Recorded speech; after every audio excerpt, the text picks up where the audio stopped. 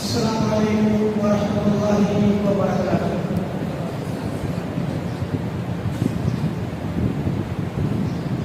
الحمد للہ رب العالمین والصلاة والسلام علی اشرف الانبیاء وسید المرسلین نبینا محمد وعلی آلہ واصحابہ اجمعین ومن تبعهم بإحسان إلى يوم الدين، أما بعد۔ محترم حاضرین مسجد اور عزیز طلباء،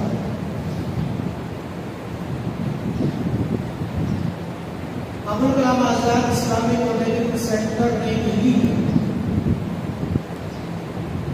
جس کی تعلیمی شاخ جو سب سے بڑی شاخ ہے جامعہ اسلامیہ سناتی، حقیقت میں اس جامعہ کے جو مقاصد ہیں ان میں تعلیم کے ساتھ ساتھ تربیت اور اسی کے ساتھ ساتھ اپنے طلباء کو پورے طور پر ثقافت، علم، مطالعہ اور تجربہ اور خصوصی طور پر سلف صالحین سے جوڑنا، یہ مرکز کے اور جامعہ کے اہم مقاصد میں سے ہیں۔ مرکز کے ذمہ داران کی ہم وقت یہ کوشش رہتی ہے کہ دعوت اور تبلیغ کے میدان کو نہ صرف یہ کہ سرگرم رکھا جائے بلکہ اس میدان میں خالص علمی اور سلف کے طریقے اور منہج کے مطابق علم اور معرفت کو عام کیا جائے، اور اس اسٹیج سے خصوصی طور پر جو لوگ منہج سلف سے جدا ہوں، مختلف ہوں، منحرف ہوں، ان کی تنبیہ بھی کی جائے اور انہیں تعلیم دی جائے۔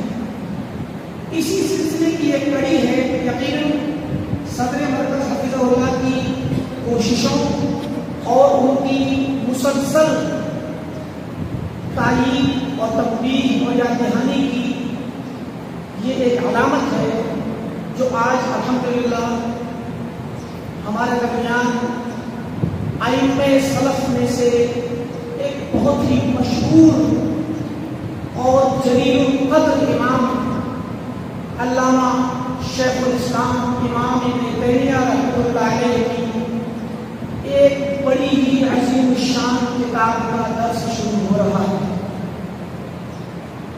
اس کتاب کا نام فتویٰ حمویہ کبریٰ ہے۔ فتویٰ آپ جانتے ہیں جب سوال کیا جاتا ہے کسی عالم سے فتوے کی شکل میں تو وہ فتویٰ کہلاتا ہے، عام طور پر لکھ کر کے کرتے ہیں۔ حمویہ یہ ایک شہر ہوتا ہے شام میں، حما،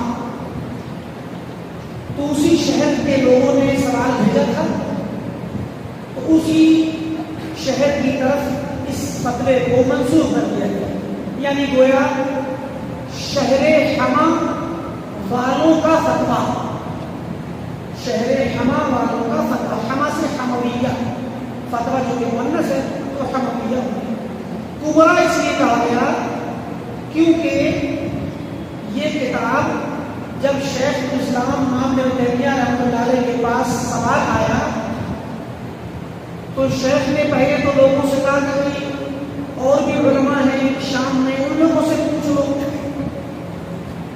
تو لوگوں نے اصرار کیا کہ نہیں، آپ سے ہی سوال کرنا مقصد ہے، آپ ہی جواب دیں، آپ سے ہی جواب چاہیے۔ تو شیخ الاسلام ابن تیمیہ نے دوسری کتابوں میں اس کے علاوہ اس بات کی صراحت کی ہے کہ پھر میں نے مجبوراً اس کا جواب لکھا اور ظہر کی نماز کے بعد سے لے کر کے عصر کے درمیان کے وقفے میں اس کا جواب لکھا۔ ظہر سے عصر کے درمیان جیسے ابھی ہمارے یہاں کھانا کھانے کے بعد 2:30-3 بجے ہم فارغ ہوتے ہیں اور 4 بجے اندر 1.5 گھنٹے کے اندر، بہت مان لی 2 گھنٹے میں شیخ الاسلام تیمیہ نے اس کا کام لکھا۔ جب یہ کتاب جواب کی شکل میں گئی تو اس کتاب کی وجہ سے پورے شام کے اندر ایک زلزلہ آ گیا،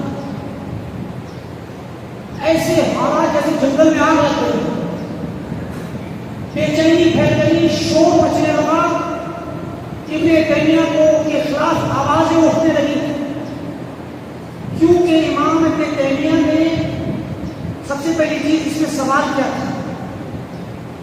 سوال یہ تھا کہ اللہ تعالیٰ کے متعلق، عقیدہ توحید کی بات ہے، اللہ تعالیٰ کے متعلق قرآن کے اندر اور احادیث کے اندر جو بھی نصوص ہیں جن میں اللہ کی کوئی صفت بیان کی گئی ہے، جن میں اللہ تعالیٰ کے بارے میں کہا گیا، ابتدائی اور اس سوال کے اندر الرحمن علی العرش استوى، رحمان یعنی اللہ تعالیٰ عرش پر مستوی ہوا، تو استوا کا مطلب کیا ہے؟ اور اس طرح کی بہت ساری آیات ہیں، احادیث بھی ہیں۔ ایک متفق علیہ حدیث ہے کہ قلوب بنی آدم بین اصبعین من اصابع الرحمن، کہ بنی آدم کے دل رحمان کی 2 انگلیوں کے درمیان ہے۔ تو اللہ تعالیٰ کی 2 انگلیاں ثابت کی گئی یہاں پہ، تو کیا اللہ تعالیٰ کی انگلیاں ہیں؟ کیا اللہ تعالیٰ کسی چیز کے اوپر آ سکتا ہے؟ اور ان کے علاوہ بہت سارے قرآن کے اندر آیات ہیں، بہت ساری اللہ کے نبی صلی اللہ علیہ وسلم کی احادیث ہیں جن کے اندر اللہ تعالیٰ کی بہت ساری صفات بیان کی گئی ہیں۔ ابھی سوال نامے میں بھی یہ باتیں آئیں گی، تو پوچھا گیا کہ ان سبھی احادیث اور آیات صفات کے بارے میں مفتیان کرام کیا فرماتے ہیں؟ عام طور پر اسی طرح سے سوال ہوتا ہے، مفتیان شرع مدین کیا فرماتے ہیں؟ علماء کرام مفتیان شرع نظام، اس طرح کے الفاظ بنا کے لوگ کرتے ہیں۔ تو شیخ الاسلام تیمیہ نے سچ بات دیا، یہ جواب سن کر کے پبلک میں اور عوام میں ان لوگوں نے جو اپنے اپنے علاقے کے علماء تھے انہوں نے شور مچایا، امام ابن تیمیہ کے خلاف مظاہرے نکلے، سلطان وقت سے شکایت کی گئی، ابن تیمیہ کو گھیرا گیا اور ایسے ہی مجلسوں کے اندر ان کو بٹھا کر کے مناظرہ کیا گیا۔ ابن تیمیہ رحمۃ اللہ علیہ نے فرمایا، میں نے جو کتاب لکھی ہے، اگر اس کتاب یہی مسئلہ ہوا تھا عقیدہ واسطیہ کے بارے میں اور یہی مسئلہ اس میں فرمایا، میری کتاب کے بارے میں آپ لوگوں کو مہلت دیتا ہوں 3 سال کی، ایک بھی حرف قرآن اور حدیث اور صحابہ اور تابعین اور سلف صالحین کے خلاف نکال کر کے دکھا دو، اگر میں نے ان کے خلاف بولا ہو تو میں اپنی بات سے رجوع کروں گا، مگر کسی نے جرأت نہیں ہو سکی، کیونکہ امام ابن تیمیہ نے جو باتیں لکھی تھی پوری کی پوری قرآن سے، حدیث سے، صحابہ سے، تابعین سے، ائمہ دین سے لی ہوئی تھی۔ تو جو پہلا جواب لکھا ہے ابن تیمیہ نے وہ مختصر لکھ دیا تھا، اس سے شور مچا، تو ابن تیمیہ رحمۃ اللہ علیہ نے فرمایا کہ تم لوگ کیا سمجھتے ہو کہ میں نے جو یہ جواب لکھا ہے مختصر انداز میں، اس میں ائمہ سلف کے اقوال ہیں، تو کیا تمہارے مسلک والوں کے اقوال بھی ذکر کر دوں؟ تو ابن تیمیہ نے اضافہ کیا اور حنفی علماء جو پرانے وقتوں کے تھے، شافعی علماء، مالکی علماء، حنبلی علماء، حتیٰ کہ پرانے وقتوں کی جو صوفیہ تھے، جو لوگ جن کے اندر زیادہ بدعتیں نہیں تھیں، ابتدائی زمانے کے صوفیہ، پہلے طبقے کے صوفیہ جو زہد اور تقویٰ سے معروف تھے، ان صوفیہ کے بڑے بڑے کبار صوفیہ کے اقوال کون کیے، اس کے علاوہ بڑے بڑے متکلمین، متکلم کیسے کہتے ہیں؟ متکلم کہتے ہیں، اصل میں آپ لوگ جانتے ہیں متکلم بولنے والے ہوتے ہیں کلام سے، لیکن علم کلام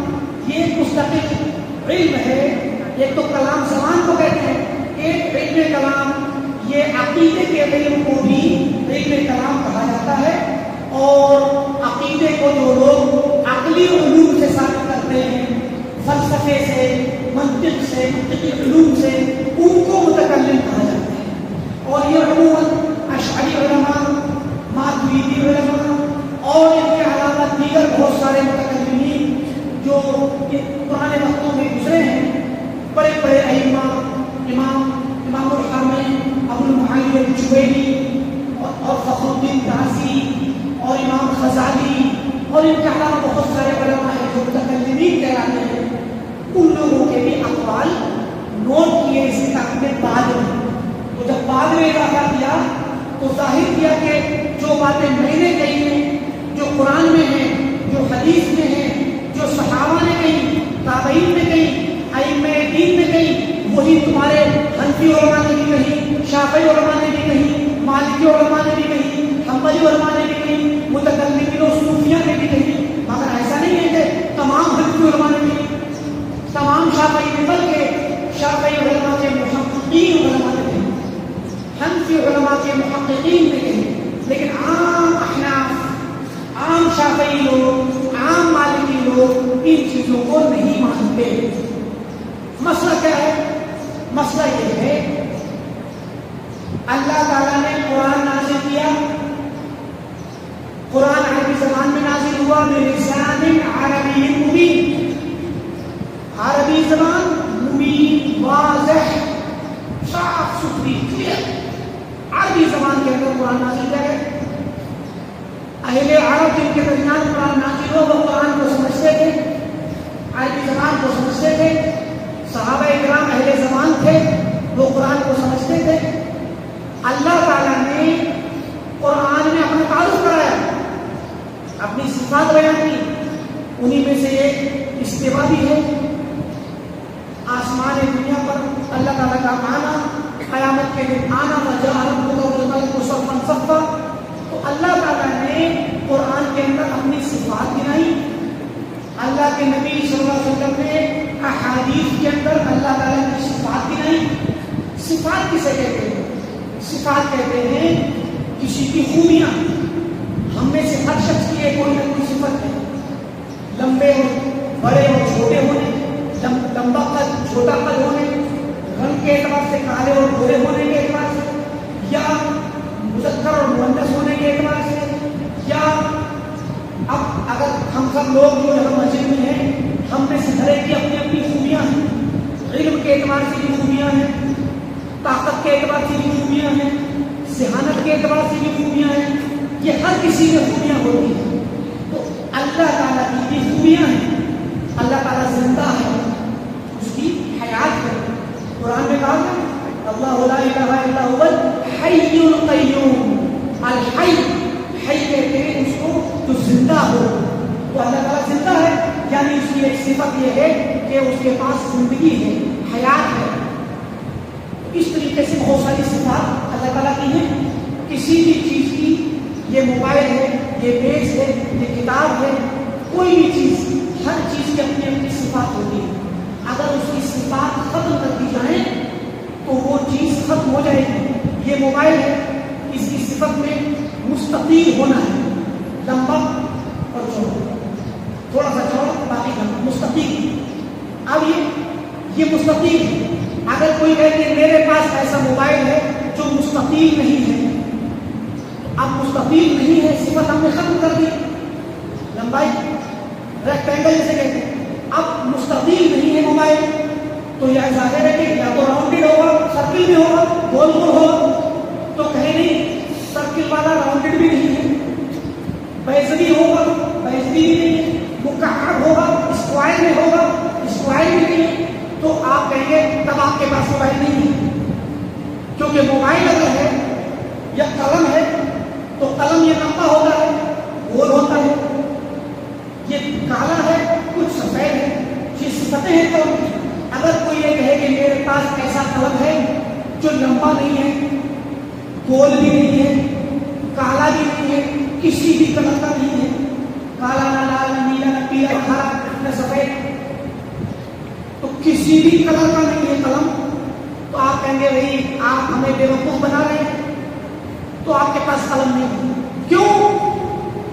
کیونکہ من لا صفت لہ لا وجود لہ، جس کے پاس کوئی صفت نہ ہو اس کے پاس کوئی وجود نہیں ہو سکتا، جس کی کوئی صفت نہیں اس کا کوئی وجود نہیں۔ اگر وہ موجود ہے تو اس کی صفت ضرور ہوگی، اگر وہ موجود ہے، جو بھی چیز آپ دیکھتے ہیں زمین میں اپنے ارد گرد، اگر وہ موجود ہے تو اس کی صفت ضرور ہوگی، یا تو سائز کے اعتبار سے، یا رنگ کے اعتبار سے، یا اس کی اگر وہ جاندار چیز ہے تو چلنے پھرنے کے لیے، کھانے پینے کے لیے جو اللہ نے بہت سی صفات دی ہیں وہ صفات ضرور ہوگی۔ اگر اس کی کوئی صفت نہیں، اس کی کوئی خوبی نہیں، تو اس کا وجود ہو ہی نہیں سکتا۔ یہ بات تو کلیئر ہے انشاءاللہ۔ لہذا اللہ تعالیٰ کا وجود ہے، اللہ تعالیٰ موجود ہے، گرچہ ہماری اس دنیا کے اندر نہیں، آسمان و زمین کے اندر نہیں، وہ ان کے باہر ہے، ان سے اوپر ہے۔ آسمان و زمین تو بہت چھوٹی چیزیں ہیں اللہ تعالیٰ کے سامنے، بہت اوپر ہے، ساتوں آسمان کے اوپر، عرش کے اوپر ہے۔ اللہ تعالیٰ کا وجود ہے، اللہ کا وجود ہمارے ذہنوں میں نہیں ہے، صرف ہمارے دلوں میں نہیں ہے، بلکہ ہمارے ذہن اور دلوں کے باہر بھی، اس کائنات کے اوپر اللہ تعالیٰ کا وجود ہے، اور جس کا وجود ہے اس کی صفت ضرور ہوگی۔ اچھا، دوسرے طریقے سے سمجھیں، صفت اور ذات، اس بات کو ہر انسان تسلیم کرتا ہے، سارے فرقے تسلیم کرتے ہیں، احناف بھی تسلیم کرتے ہیں، ماتریدی و اشعری بھی تسلیم کرتے ہیں کہ اللہ تعالیٰ کی ذات ہے، جیسے ہماری ذات ہے، آپ کی ذات ہے، اس قلم کی یہ ذات ہے، یہ ذات ہے، پھر اس کے اوصاف ہے، یہ ذات ہے قلم کی، پھر ہم صفت بیان کریں گے، یہ قلم کی ذات ہے لیکن اس کی ذات یہ کالی ہے، سفید ہے، گول ہے، لمبی ہے، یہ صفات ہے لیکن اس کی ایک ذات ہے۔ ہر جس کا وجود ہوگا اس کی ذات ہوگی، جس کی ذات ہوگی اس کی صفات ہوگی۔ کوئی بھی ذات بغیر صفات کے نہیں ہو سکتی، کوئی بھی ذات بغیر صفات کے نہیں ہو سکتی۔ اب اشعری علماء، ماتریدی ہمارے ہندوستان، پاکستان، بنگلہ دیش، پردیش نیپال اور افغانستان پر جو پوری دنیا میں پھیلے اشعری اور ماتریدی علماء، ان لوگوں کے یہاں اللہ تعالیٰ کی صرف 7 صفات ہیں، 7 صفات، اور ماتریدیوں نے ایک صفت بڑھا دی، دیوبندیوں نے ایک صفت بڑھا کے 8 کر دی۔ کون کون سی 7 صفات ہیں؟ سب سے پہلے کہتے ہیں حیات، کہ اللہ تعالیٰ حی ہے، زندہ ہے، ٹھیک۔ اس کے بعد علم، صفت علم، اس کے بعد صفت ارادہ، پھر صفت قدرت، 4 صفتیں ہو گئی۔ پھر سمع، بصر، کلام، دیکھنا، سننا اور بات کرنا۔ کوئی وہ کہنا چاہتے ہیں کہ یہ کائنات جس ذات نے بنائی ہے، جس اللہ نے یہ آسمان زمین بنائے ہیں، وہ زندہ ہے، کیونکہ ظاہر بنانے کے لیے زندہ ہونا چاہیے۔ تو یہ صفات انہوں نے عقل سے ثابت کی ہے، قرآن و سنت سے نہیں۔ یہ صفات عقل سے ثابت کی ہے، قرآن و سنت سے نہیں۔ تو کہا کہ جس نے کائنات بنائی ہے اس کو زندہ ہونا ضروری ہے، زندہ ہے، ٹھیک۔ کائنات بنانے کا ارادہ کیا ہوگا، بغیر ارادے کے تو کائنات بن نہیں سکتی، تو ارادہ بھی ہونا چاہیے اس کے پاس۔ ارادہ کر لیا لیکن علم نہ ہو کیا بنانا ہے۔ ابھی آپ کو ہوم ورک دیا جائے کہ آپ ایک دائرہ بنائیے، ایک مربع بنائیے، ایک مستطیل بنائیے، اور کسی طالب علم کو سرکل بنانا نہ آتا ہو، کسی کو ریکٹینگل بنانا نہ آتا ہو، اس کے پاس علم نہ ہو، تو کیسے بنائے گا؟ ارادہ تو خوب کر رہا ہے لیکن بنانا نہیں آتا۔ تو علم ضروری ہے، عقل سے ثابت کیا کہ علم، اللہ کے پاس علم کا ہونا ضروری ہے۔ اب آپ کے پاس علم بھی ہے، ارادہ بھی ہے، مگر اور کاغذ بھی ہے، قلم بھی ہے، مگر آپ کا ہاتھ کسی وجہ سن ہے یا اٹھ نہیں رہا تو کیسے چلائیں گے آپ قلم؟ کیسے بنائیں گے؟ طاقت نہیں ہوگی تو کیسے کریں گے؟ تو طاقت کا ہونا ضروری ہے. تو کہا کہ کائنات کو پیدا کرنے کے لیے طاقت کا ہونا ضروری ہے. تو یہ چار صفتیں حیات، ارادہ، علم اور طاقت، یہ چار صفتیں عقل سے ثابت کی. پھر کہا کہ بھئی جس ذات کے پاس یہ صفتیں ہوں تو یا تو وہ ذات کلام کرنے کی طاقت رکھتی ہوگی، بات کرنے کی، دیکھنے کی طاقت رکھتی ہوگی، سننے کی طاقت رکھتی ہوگی، یا نہیں رکھتی ہوگی ان کی طاقت. تو کہا اگر وہ سننے کی، دیکھنے کی، بولنے کی طاقت رکھتی ہے تو یہ کمال ہے، خوبی ہے، اچھائی ہے. اور اگر نہیں رکھتی تو یہ خرابی ہے اور یہ خلل ہے، کمی ہے. تو اللہ تعالیٰ جو خالق ہے وہ کمال والا ہونا چاہیے، اس کے اندر خوبیاں اچھی ہونی چاہیے، خلل اور نقص نہیں ہونا چاہیے. تو کہا کہ کلام بھی ہے، سمع بھی ہے، بصر بھی ہے، یعنی سنتا بھی ہے، دیکھتا بھی ہے اور بولتا بھی ہے. تو یہ تین صفات اور ثابت کر دی.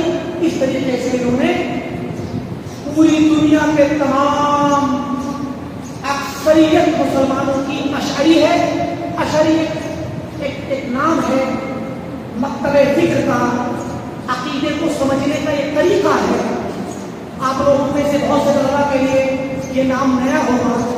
یہ عقیدے کو، توحید کو سمجھنے کا ایک طریقہ ہے، ویو ہے، پوائنٹ آف ویو ہے، سوچنے کا ایک اینگل ہے، مدرسہ ہے، مدرسہ فکریہ ہے. تو امام ابو الحسن اشعری کی طرف منسوب ہے.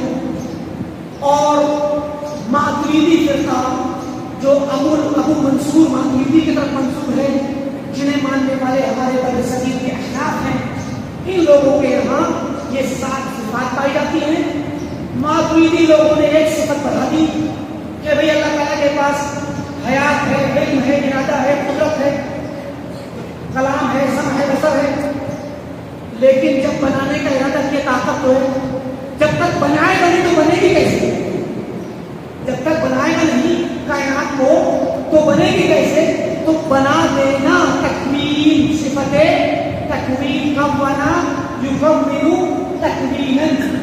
کانا یکون مانے ہونا، کب بنا مانے بنانا. کانا یکون کونن کے مانے ہونا، کانا مانے تھا، کانا مانے ہوا. اور کب بنا؟ یکون بنایا، ہونے کا مدافع.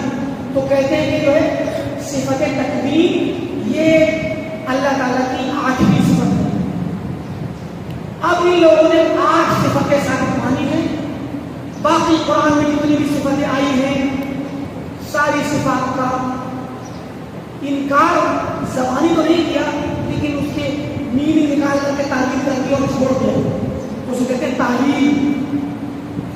تو اب بتائیے آپ، جس معاشرے کے اندر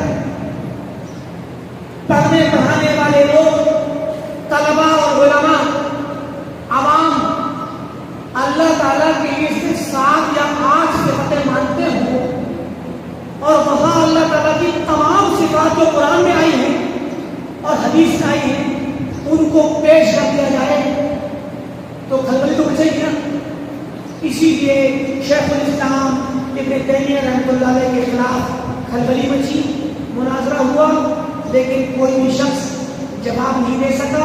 لیکن ابن تیمیہ رحمۃ اللہ علیہ کو آخر جیل میں بھیج دیا گیا، کیونکہ ان کی اکثریت تھی. وہی لوگ قاضی تھے، وہی لوگ سلطان کے قریبی تھے. تو جس طرح آپ نے سنا پچھلے سالوں میں خلق قرآن کے مسئلے میں امام احمد رحمۃ اللہ علیہ کو جیل میں ڈالا گیا، امام ابن تیمیہ رحمۃ اللہ علیہ کو بھی جیل میں ڈالا گیا. یوں ہی بظاہر کوئی غلطی نہیں ہے، بظاہر کوئی جواب نہیں ہے ان کے پاس، لیکن ان کی اکثریت ہے تو ان پر سختی کی گئی. مراد یہ کہ یہ کتاب ابن تیمیہ کی اس موضوع پر ہے. اہل سنت والجماعت، اہل حدیث اور سلفی علماء، سلفی لوگ اللہ تعالیٰ کے بارے میں جو عقیدہ رکھتے ہیں وہ عقیدہ یہ ہے کہ جتنی بھی صفات اللہ تعالیٰ کی قرآن میں آئی ہیں ہم سب کو مانیں. جتنی بھی صفات احادیث نبویہ میں آئی ہیں ہم سب کو مانیں گے، جیسے آئی ہیں ویسے مانیں گے، مگر ان کی حقیقت کیا ہے؟ حقیقت کا علم ہمیں نہیں، اس کی حقیقت سے اللہ جانتا ہے۔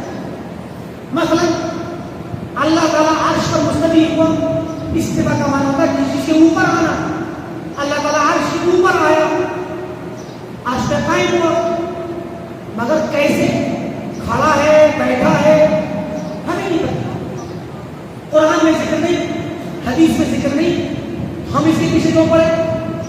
اللہ تعالیٰ حدیث میں آتا ہے ینزل ربنا، ہمارا رب نازل ہوتا ہے الی السماء دنیا، آسمان دنیا پر، حین یبقى ثلث الآخر، جب رات کا آخری حصہ بچتا ہے، آخری پہر میں تہجد کے وقت میں اللہ تعالیٰ کہاں آتا ہے؟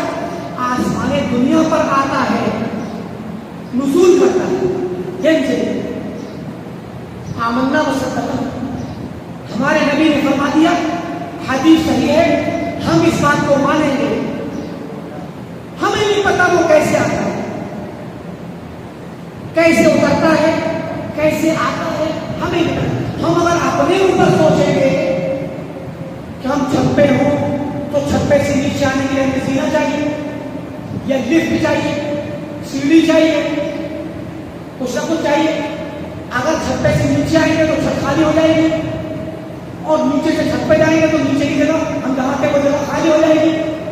تو انسانوں میں تو ایسے ہوتا ہے، مگر اللہ تعالیٰ کے حق میں یہ بات نہیں کہی جائے گی کہ اللہ تعالیٰ عرش پہ ہے ساتوں آسمان کے اوپر، تو جب وہ آسمان دنیا پہ آیا تو اس کا مطلب عرش خالی ہو گیا؟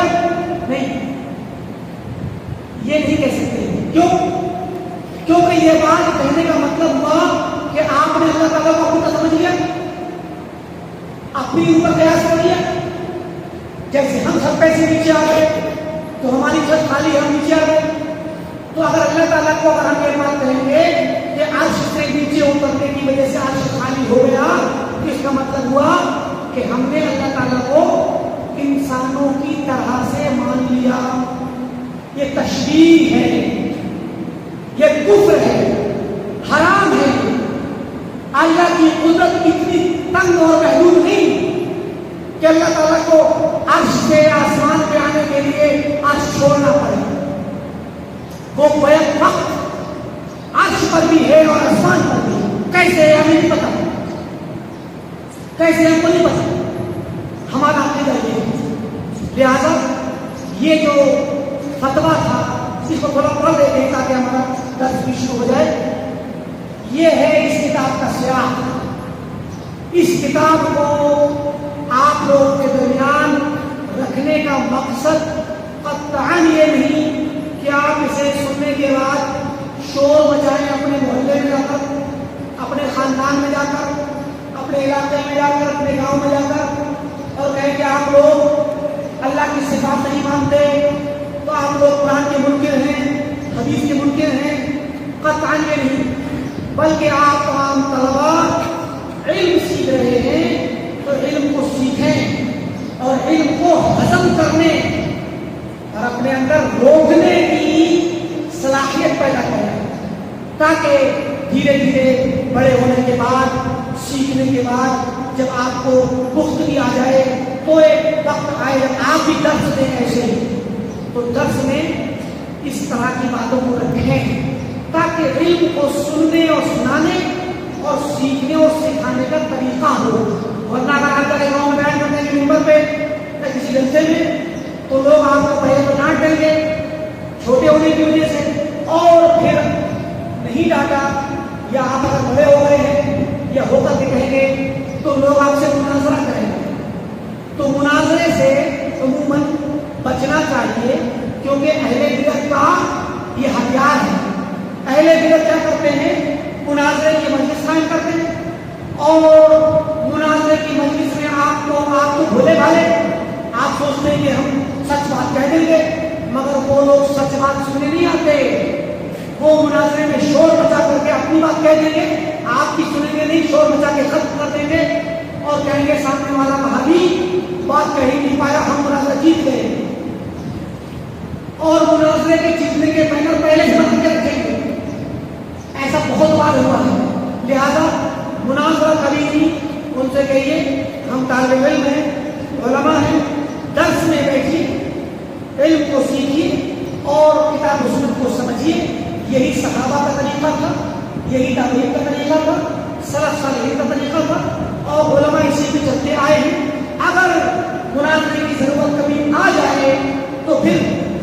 ले करके जिम्मेदारी अपने उलमा को इकट्ठा कीजिए, खासकर वो बड़े उलमा जिनको मुनाज़रा करने का तजर्बा है, उनसे मशवरा करें, उनको बुलाएं, फिर वो लोग इनके दाव पेच काटेंगे। और अगर आप मुनाज़रे में बैठ गए तो वो आपको इस तरीके से फंसाएंगे कि आप उस तंग जगह से निकल नहीं पाएंगे। लिहाजा इन बातों को सुनें और सुन करके हजम करें, रोक के रखें। अगर किसी को समझ में ना आए तो क्लास रूम में भी पूछ सकते हैं, आप चलते फिरते पूछ सकते हैं। आपके लिए इल्म का एक नया बात खुल रहा है। ये बातें आप उलमा से, मशाइख से, असातिज़ा से पूछें, हमसे ही पूछें, ताकि इल्म को सीखने का एक नया अंदाज शुरू हो, सलफ का तरीका शुरू हो, और आप लोग भी ये सब सीख करके जाएं तो अपने शहरों में, अपने गाँव में, अपने इलाकों में इसी तरह के दर्स कायम करें इंशाअल्लाह। शेखुल इस्लाम इब्न तैमिया से बिस्मिल्लाहिर्रहमानिर्रहीम सुइला शेखुल इस्लाम अल आलिम रब्बानी तक़ीउद्दीन अहमद बिन अब्दुल हलीम बिन अब्दुल सलाम इब्न तैमिया रहमहुल्लाह व ज़ालिका फ़ी सनति 98 व 60।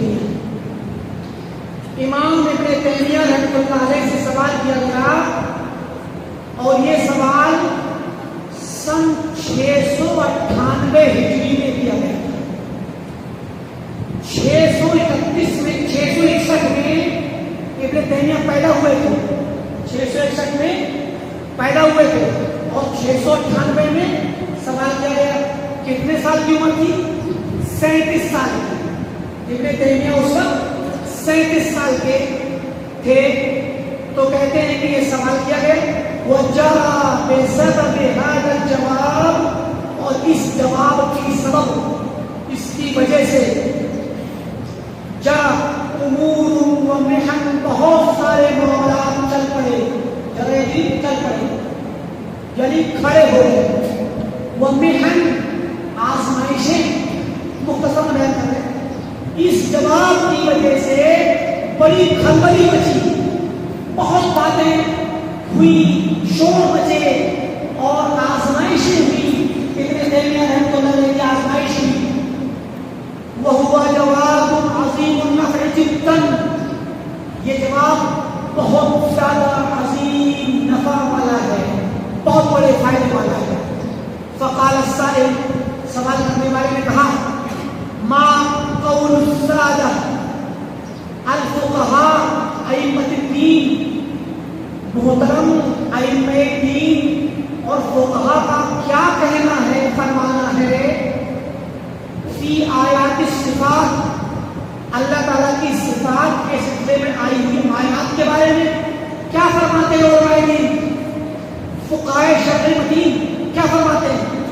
कक़ौलिही तआला, जैसे कि अल्लाह ताला का ये फरमान, अर्रहमानु अलल अर्श इस्तवा, कि रहमान अर्श पे मुस्तवी हुआ। वक़ौलिही, और मज़ीद अल्लाह का फरमान, सुम्मा इस्तवा अलल अर्श, कि फिर अल्लाह ताला अर्श पर मुस्तवी हुआ। सूरह आराफ, वक़ौलिही सुम्मा इस्तवा इलस समाए व हिय दुखान, फिर आसमान की तरफ अल्लाह ताला गया इस हाल में कि वो धुआं की शक्ल में था।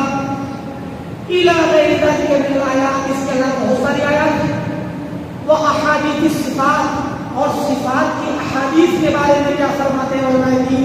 कक़ौलिही सल्लल्लाहु अलैहि वसल्लम, जैसा कि अल्लाह के नबी सल्लल्लाहु अलैहि वसल्लम का फरमान, इन्ना क़ुलूब बनी आदम बैन इस्बाअैन मिन असाबिर रहमान, के बनी आदम के दिल अल्लाह ताला रहमान के की उंगलियों में से 2 उंगलियों के नीचे, असाबिर रहमान, रहमान की उंगलियां हैं, और उन उंगलियों में से 2 के दरमियान तमाम बनी आदम के दिल। और इसी हदीस के आखिर में आता है, या कहीं बुहार का इख्तियार, ऐसे अल्लाह के नबी ने ऐसे किया, जिस दिल को दिल चाहता है पलट देता है, जिस दिल को चाहता है खैर के लिए और दीन सीखने के लिए नेकी के रास्ते पर चला देता है, और जिस दिल को चाहता है गुमराह कर देता है। मजीद फरमाया वक़ौलिही, और हदीस में है, यज़उल जब्बार क़दमहु फिन्नार, कि अल्लाह ताला अपना जब्बार रब्बुल आलमीन अपना कदम जहन्नम के ऊपर रखेगा।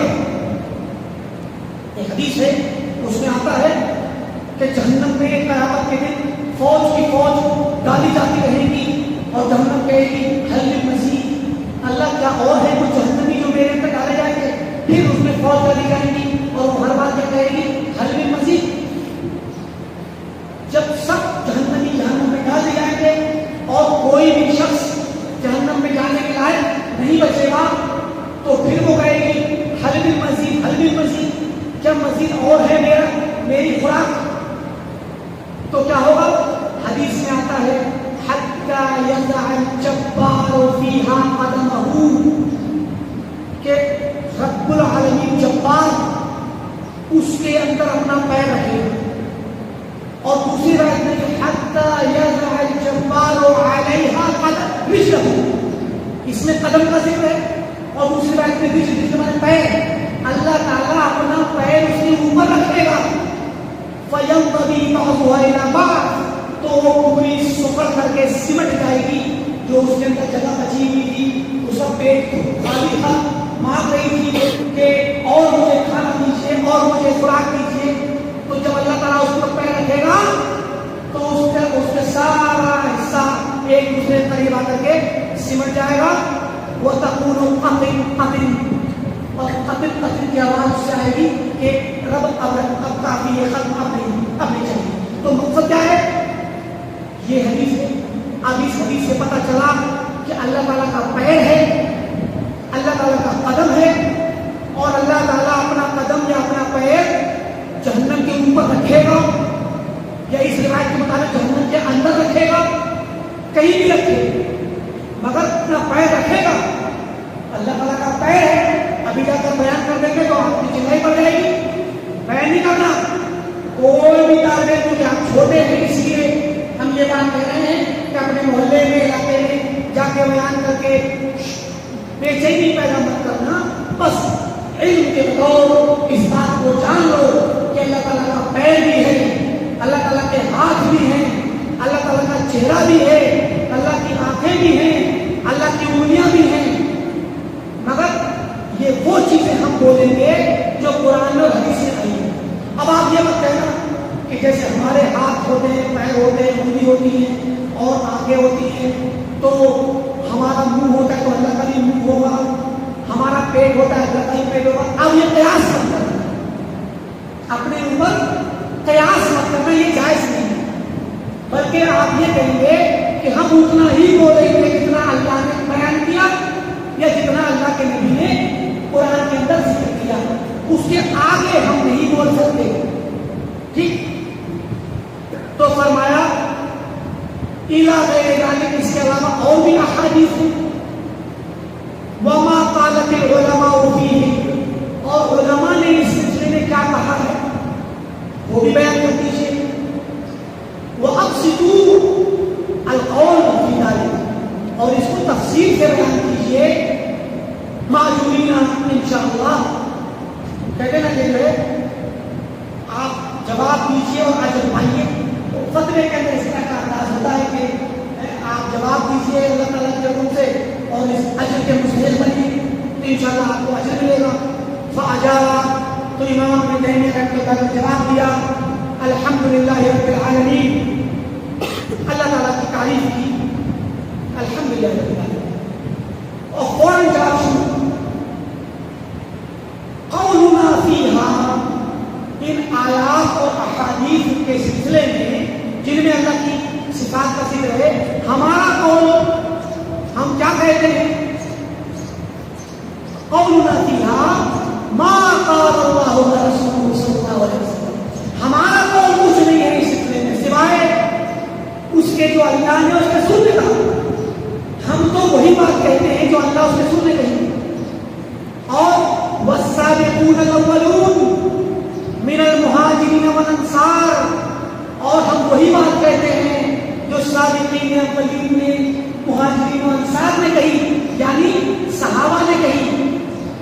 والذین اتبعوہم بإحسان، اور ان لوگوں نے کہی جنہوں نے صحابہ و تابعین کی اچھے طریقے سے پیروی کی، تابعین میں، تبع تابعین میں، ان وہی بات ہم بھی کہتے ہیں۔ وما قالہ ائمۃ الہدی، اور جو باتیں ہدایت یافتہ اور ہدایت پر چلنے والے، ہدایت کا راستہ دکھانے والے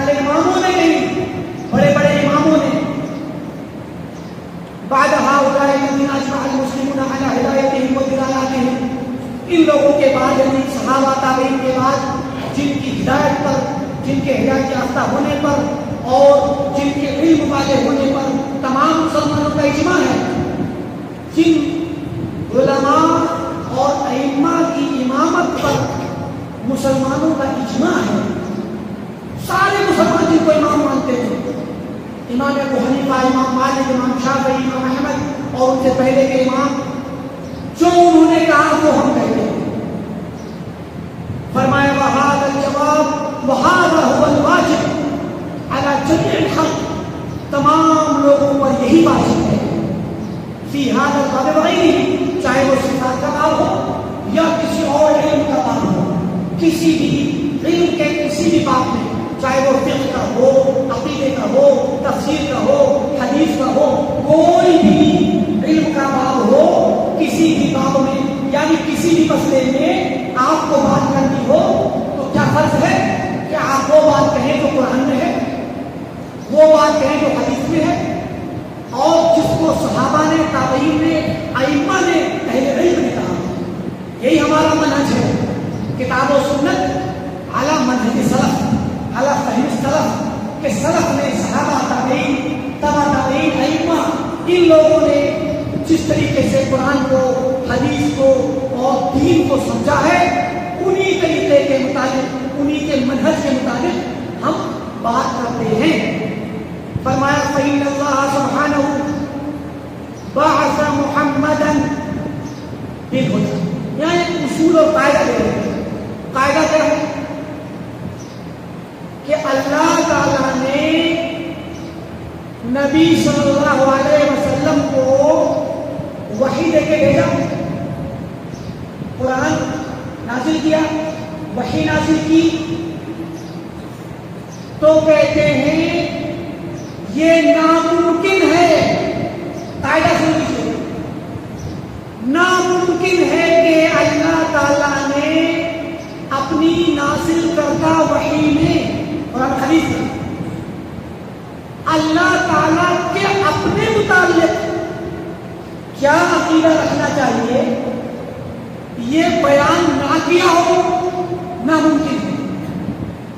قرآن میں، حدیث میں اللہ کے بارے میں ہمیں کیا عقیدہ رکھنا چاہیے؟ کیا ایسا ہو سکتا ہے کہ اللہ تعالیٰ نبی بھیجے، کتابیں نازل کرے، یا انبیاء بھیجے کتابیں نازل کرے، آخری نبی بھیجے، آخری نبی، آخری کتاب قرآن نازل ہو، اور آخری نبی اور آخری کتاب ہمیں یہ نہ بتلائے کہ اللہ تعالیٰ کیا ہے؟ ایسا ممکن ہے کیا؟ شریعت کس کی ہے؟ اللہ کی۔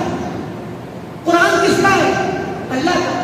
یہ اسلام کس کا نظام مانتے ہیں؟ اللہ کا۔ یہ دین کس کا ہے؟ اللہ کا۔ نبی کس نے بھیجا؟ اللہ نے۔ تو کس نے بھیجا بھائی؟ اپنا تعارف نہیں کرے گا وہ۔ نبی پیغامبر ہے، پیغام لے کے آتا ہے۔ آپ کسی کو اپنا پیغام لے کر کے قاصد بنا کے بھیجیں تو وہ آدمی کیا کہے گا؟ مجھے فلاں صاحب نے دلی سے بھیجا ہے، آپ کا نام لے گا نا، یا فلاں پہلے ہی سب کچھ کام کر لے گا اور آپ کا تعلق بھی نہیں لگائے گا۔ تو کیا ممکن ہے کہ اللہ تعالیٰ نے اسلام نازل کیا، قرآن نازل کیا، آخری نبی کو بھیجا، آخری کتاب نازل کی، اور نبی بھی اللہ کا تعارف نہ کرائے، آخری کتاب میں اللہ کا تعارف نہ ہو؟ ممکن ہے کیا؟ ممکن نہیں۔ یہ اصول چاہیے۔ ایسا ممکن نہیں ہے کہ قرآن و سنت کے اندر اللہ تعالیٰ کے بارے میں ہمیں کیا عقیدہ رکھنا چاہیے، اللہ کیسا ہے، اللہ کی کیا صفات ہے، اللہ کو ہم کیسے پہچانے، اللہ سے ہم کیسے دعائیں مانگیں، اللہ کو کیا کیا کہیں، اللہ کو کیا کیا کہیں۔ اگر یہ تعارف قرآن میں اور حدیث میں اللہ کے نبی کی زبانی نہ ہو تو نعوذ باللہ، تب تو قرآن مکمل طور پہ ہدایت نہیں، کوئی آدمی کہہ دے گا کہ وہ مسلم غیر مسلم کہہ دے گا، کوئی کہے کہ میں اللہ تعالیٰ کو جاننا چاہتا ہوں، آپ کیا کہیں؟ یہ قرآن پڑھ لو، یہ اسی کی کتاب ہے، وہ بتائے گا قل هو اللہ احد کیوں نازل ہوئی کہ لوگوں نے کہا اپنے رب کا تعلق کیجیے، نسب نام بیان کیجیے، تو قل هو اللہ نازل ہوئی نا، تو قل هو اللہ نے اللہ کا تعلق کرا دیا۔ ایسے ہی قرآن کی تمام آیات، تمام صورتیں اللہ کا تعارف کراتی ہیں۔ بات سمجھ آ گئی؟ تو امام ابن تیمیہ ہم بات ہی پر روکیں گے انشاءاللہ، کیونکہ ظاہر ہے کہ کتاب بھی لمبی ہے اور باتیں بھی بہت ہیں، اور ظاہر ہے کہ آپ لوگوں کا بھی وقت قیمتی ہے، آپ لوگوں کو بھی آرام کھیلنا کودنا ہے اور ہمیں بھی کھیلنا کودنا ہے انشاءاللہ۔ تو مراد یہ ہے کہ یہاں پر اس قاعدے کو ذہن میں رکھیں کہ اللہ تعالیٰ نے آخری نبی کو بھیجا، قیامت تک آنے والا ہر انسان آخری نبی کے لائے ہوئے پیغام سے ہدایت پائے گا۔ آج کا زمانہ خصوصی طور پہ انٹرنیٹ کا، انفارمیشن کا زمانہ ہے، آج کا اے آئی کا زمانہ آ چکا ہے۔ اس وقت آرٹیفیشل انٹیلیجنس، جس کو ذکائے اصطناعی کہا جاتا ہے، مصنوعی ذہانت میں بے شمار چیزیں آ گئی۔ معلوم بھی آگے آنے والی صدیوں میں کیسا کیسا علم آئے گا، کیسے کیسے لوگ آئیں گے۔ تو قیامت تک آنے والے لوگوں کو اللہ کا تعارف دینا ہے کہ نہیں دینا ہے؟ اور رسالت تو نئی آنی نہیں ہے، قرآن تو نیا نازل ہونا نہیں ہے، کوئی اور کتاب آنی نہیں ہے، کسی اور نبی کو آنا نہیں ہے۔ تو موٹی سی بات ہے بھائی کہ جس اللہ نے یہ کائنات بنائی اور جس اللہ نے نبیوں کو بھیجا، رسولوں کو بھیجا، کتابیں نازل کی، اس نے اپنا تعارف شروع کرایا ہوگا۔ تو جیسے اس نے تعارف کرایا ہے قرآن میں اور اس کے نبی نے، ویسے ہی مان لو، بات ختم ہو گئی۔ اور ایسے ہی مانا جاتا تھا، صحابہ مانتے تھے، تابعین مانتے تھے، تبع تابعین مانتے تھے، ائمہ دین مانتے تھے، چاروں امام مانتے تھے۔ مگر دھیرے دھیرے اسلام میں بدعتیں شروع ہوئی، دھیرے دھیرے اسلام میں عقل والے لوگ آئے جنہوں نے اپنی عقلوں سے قرآن کو اور حدیث کو، دین کو جانچنا شروع کیا، اور جو بات ان کی عقلوں میں آئی اس کو مانا، جو عقلوں میں نہیں آئی اس کو نہیں مانا۔ تو اس طریقے سے اللہ تعالیٰ کی بہت ساری صفات کا انکار کیا گیا، لیکن پیارے نبی صلی اللہ علیہ وسلم کی حدیث تھی، پیشی گوئی تھی کہ قیامت تک ایک جماعت ایسی رہے گی جو حق پر قائم رہے گی، حق پر ٹکی رہے گی، مقابلہ کرتی رہے گی باطل کا۔ تو وہ جماعت ہمیشہ بیان کرتی رہی اور باطل والے آتے گئے، ان سے ٹکراؤ ہوتا چلا گیا، اہل بدعت کے ساتھ رد و قدح ہوتا چلا گیا، اور یہ سلسلہ آج بھی باقی ہے اور قیامت تک رہے گا۔ اللہ رب العالمین سے دعا ہے کہ اللہ تعالیٰ ہم تمام کو دین کا صحیح علم حاصل کرنے کی توفیق دے۔ اللہ تعالیٰ ہم تمام کو سلف صالحین کے طریقے کو، ان کے منہج کو، ان کے عقیدے کو سمجھنے کی توفیق دے، اور اللہ تعالیٰ ہمیں سلف کے طریقے پر علم حاصل کرنے کی توفیق دے اور ہمیں ان کے طریقے پر چلائے۔